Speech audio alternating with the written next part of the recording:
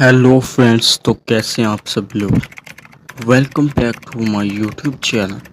तो आज मैं आपके लिए एक नई हॉरर स्टोरी लेकर आ चुका हूँ।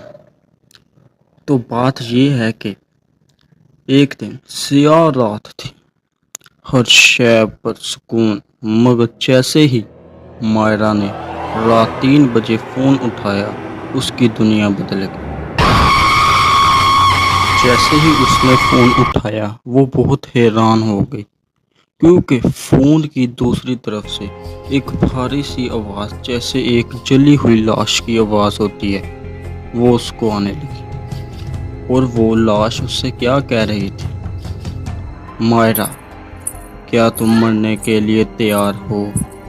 जैसे ही ये बात मायरा ने सुनी, वो दिल ही दिल में बहुत परेशान हो गया और उसका दिल तेज़ी से धड़कने लगा, तक तक तक। मायरा बहुत डर गई थी। उसने बौखला कर और डर कर जल्दी से उसकी कॉल काट दी, मगर बाद में वही आवाज़ कमरे की दीवारों से टकरा कर गूंजती रही। कहते हैं कि अगर 3 बजे रात को किसी भी कॉल आए, किसी लाश की कॉल आए, तो वो लाश फिर से जिंदा हो जाती है। फिर उसने फ़ोन पकड़ा और अपने दोस्त को फ़ोन करने लगा, लेकिन उसने देखा कि स्क्रीन पर उसकी तस्वीर थी, आंखें सफ़ेद, चेहरा जला हुआ। मैं वापस आ गई हूँ। फ़ोन हाथ से छूटा उसके, मगर तस्वीर हवा में मुअल्लक हो गई।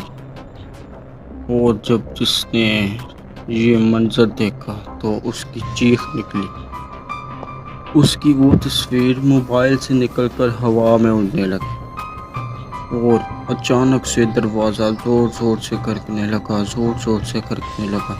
और बाहर इतना अंधेरा था कि रात के 3:30 से 3:15 बजे का टाइम था। और फिर दरवाज़ा चिड़चिड़ाकर खुद ही खुल गया।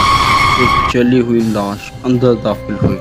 तुमने मुझे जलाया था, अब तुम्हारी बारी है। ये देखते ही मायरा की चीखें निकल गई और उसकी चीखें अंधेरे में डूब रही थी, क्योंकि इतनी रात थी, कोई आसपास नहीं था।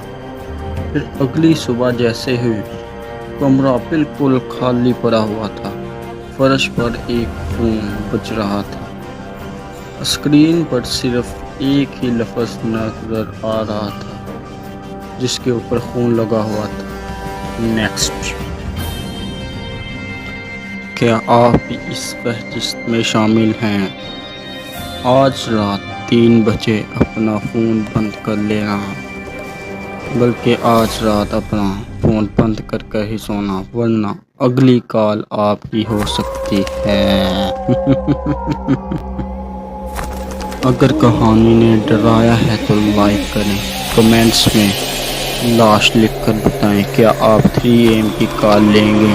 चैनल सब्सक्राइब करें, क्योंकि अगली कहानी शायद आपकी हो।